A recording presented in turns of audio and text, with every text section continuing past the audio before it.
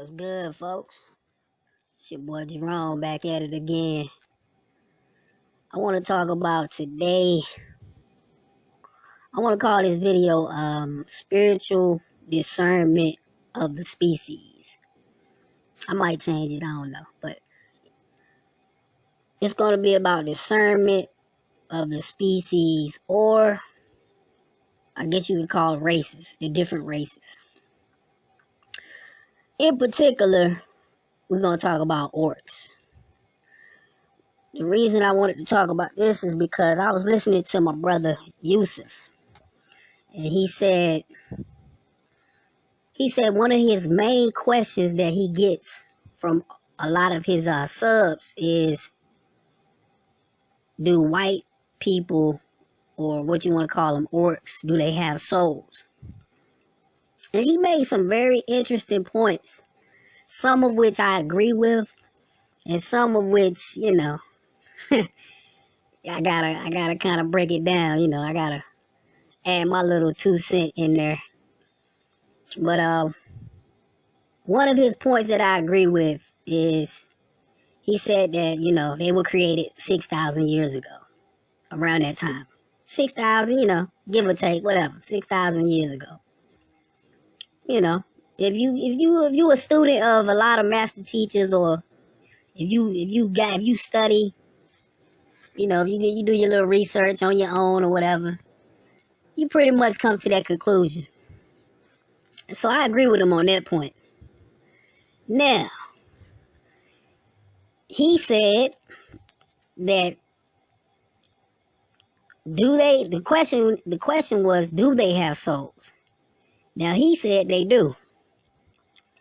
And that's where it gets a little bit iffy. That's when I started to kind of side eye, the conversation he was having on his live stream. But like I said, utmost respect for the brother. I agree with 90% of his teachings. There's no qualms there. No real disagreements. Just trying to figure out this thing with orcs. Now, he said the ones that have souls. Now, he got his point from Bobby Hemmett. He said that if they have dark hair and dark eyes, then more than likely they have a soul. And then he referenced Italians, Sicilians, and Irish. Now, if you do any basic research into American history, or European history for that matter, you will know that they made these people, quote unquote, white. They gave them a legal term to be identified as white no more than maybe 70, 80 years ago. So generally speaking, the Italians and Irish, they had black blood in them. And anybody that do basic research, they can find this out. So that's why I kind of looked at him, I kind of side-eyed him a little bit when he said that. But he brought up some different points that, it made sense. And one of his points was, he said during our history in the ancient days of Atlantis and Lemuria, before Kemet, he said that in his former life, some of his past lives that he lived, he's seen a few of them in ancient Lemuria or ancient Atlantis. He said he's seen them, but what he realized was that they were really not from this realm. He said they portaled in, or they came from a parallel universe. So I agree with that point. I agree with that. I agree with that. But the part where he said they have souls, and he clarified it again. He kind of clarified. He contradicted himself. Then he kind of re-clarified what he was saying. He said they have what you call fragmented souls, which is man, I don't know if I agree with that. Like, I can't agree with that one either because like these beings, they don't have,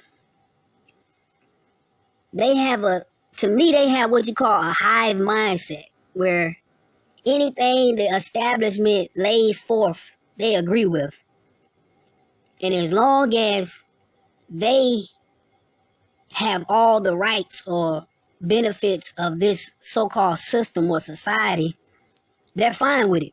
But everybody that's other, anyone that doesn't look like them, if you're not an orc, you know, they don't give a damn about you. They're not gonna fight for you. They're not gonna fight for your freedom. You know, it's just like what Breonna Taylor. Breonna Taylor just got the so-called the cops, the so-called race soldiers. They walk. They just walk free.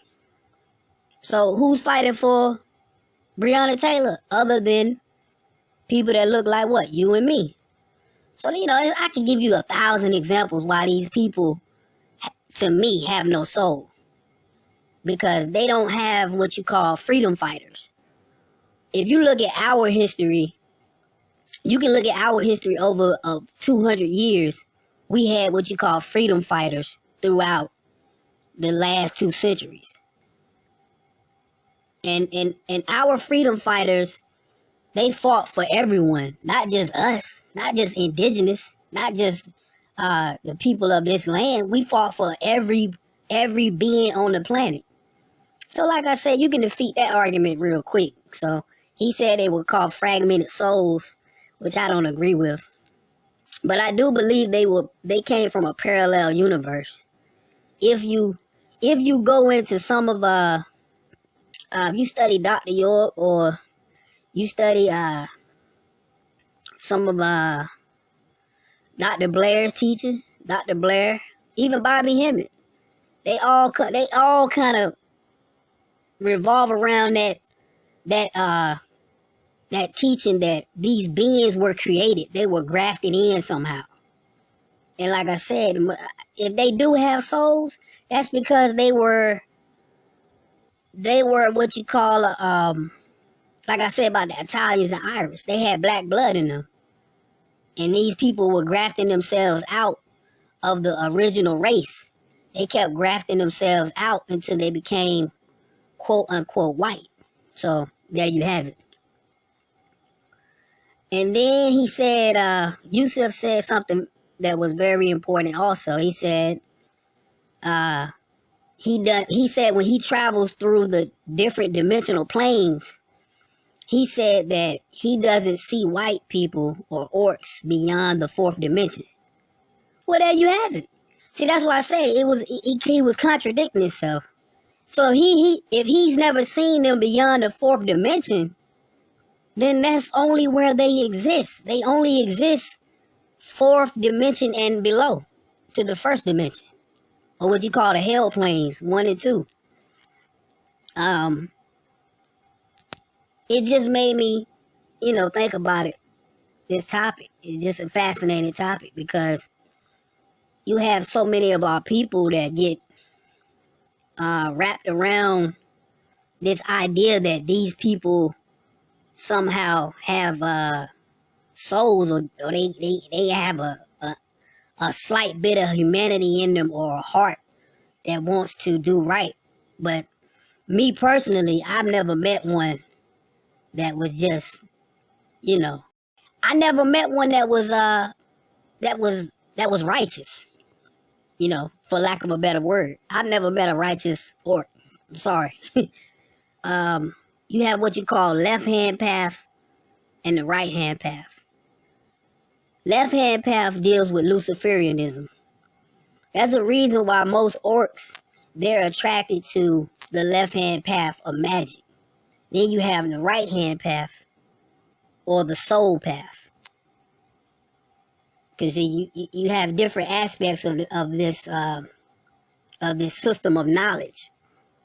When you delve into like the Kabbalah or you delve into ancient voodoo, Santeria, Ifa, you delve into all these mystical systems like Jewish mysticism, Kabbalah, ancient Kemetism, like I said, you have what you call the left-hand path and the right-hand path.